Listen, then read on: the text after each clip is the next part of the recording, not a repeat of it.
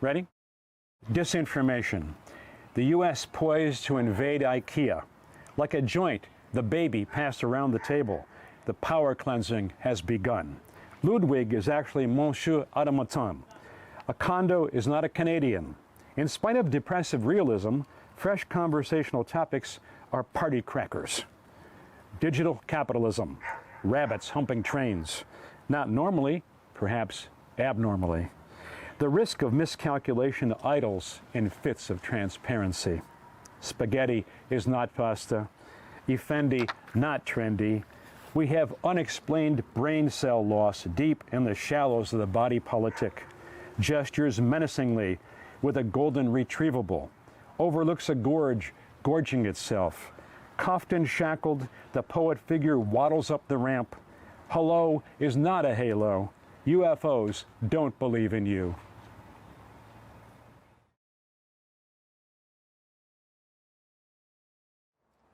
Recess. Humanity loves roughly, with kindergarten hands holding the heads of dolls rent from abandoned corpses. I regret those wars I caused, reaching for that word. There is no gentleness left in me, nor mothers.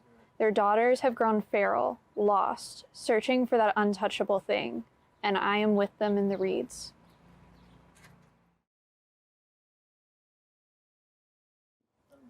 Snowman. I'm chalk on the sidewalk under blue skies. I'm sandcastles at low tide, the little anthill in the middle of the road at night. I'm snow angels, I'm coffee art, an etch-a-sketch left in the car, spray paint on graffiti bridge, the one by Miraflores Park, so listen close, take me in, make me last, pay attention. I too have an end.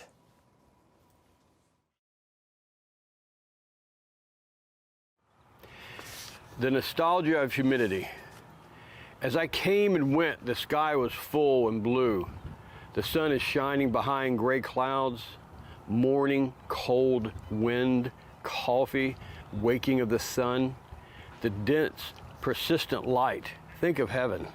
The light shines on the door by the window, the curtain not yet open. My memory is full of narratives of me as a hero. As I remember how I took for granted the rhythms of ordinary days, among intersecting breaths, obstacles unravel the way we see the world. The wind moves everything. The nostalgia of humidity lingers as I remember old songs and poems of friends, the genuflection of geckos, the story of our fathers. If I can live with myself, I can live anywhere. Illusion shifts its veil. The river cuts a sacred word along the landscape, straight in the books on the shelf. I find records of my winter narratives, pictures and scraps of paper stuffed between pages. In my dreams, I walked on cracked sidewalks, back to my home, back to where I used to be, high above the bay. The morning haze is slowly burning off. The train makes its move off to the west. Poetry is first a matter of breath. It's burdensome, but also inevitable. Driving familiar state highways, the road rolls under the wheels, still belted prayer wheels until the song fades into static, a song long played out. An osprey glides along on the momentum of memory.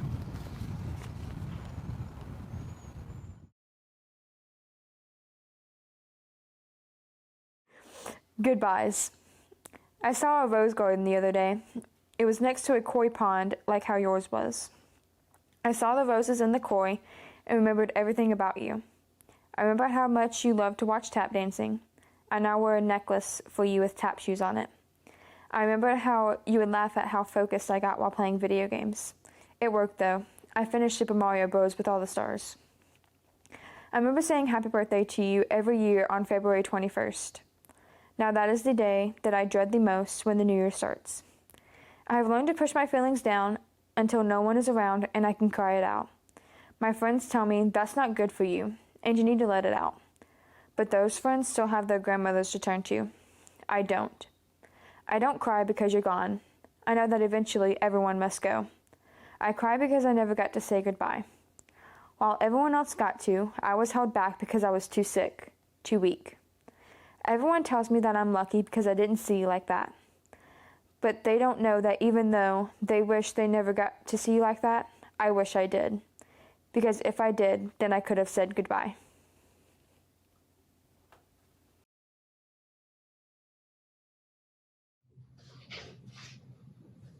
I dream of you still. And we sit on the scuffed floor of the split house you have not lived in for 7 years. And your parents are away. We never use the couch. Or we are crouched, knee to knee, in the tiny bathroom, and I whisper, I knew you were like me. And we laugh as if there was no other choice. We eat Wacky Mac. And in the dream, the thought that you are one of the people I hide from is the nightmare. Frankly, you are insulted. When I wake up, I do not know if you are like me or if it is wishful thinking, but I know you are lost to me. I do not know if I can call it a nightmare when I only cry once it is over, but it leaves me dizzier than any dream of falling, and I do know that there is no more black and white television on video cassettes older than we are. They do not sell televisions that play them anymore. And I do know that sometimes I want to call you, though I don't have your number in my phone, even if I remember your disconnected landline. It is the number I would call when I had you, but I do not. So instead, I eat Wacky Mac and go to bed. I dream of you still, when we are hiding.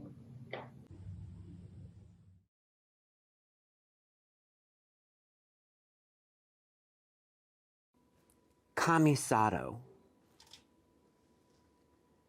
After breaking in, the wolf calmed the hens so he could take his time with them, twist them open till the right amount of memory fits into the song.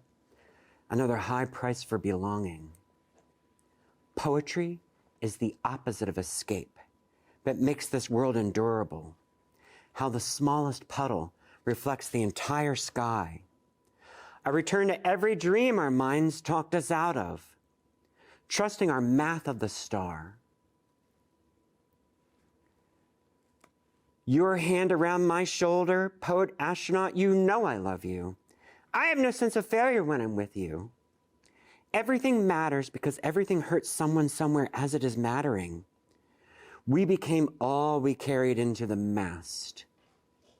Migratory patterns given to the love again. A way to end the secrecy of suffering. Cut a door in the wolf so we can retrieve our dead for a world that matters.